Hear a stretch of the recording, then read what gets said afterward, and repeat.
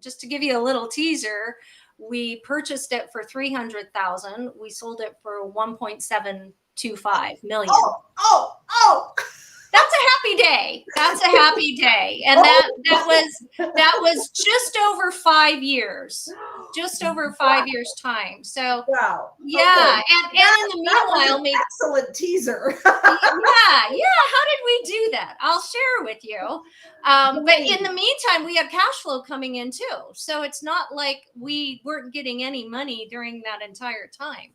Right. So and here's what I love is that you guys, I think part of it is because you're girls, you're women and you're strategic about how you're adding value.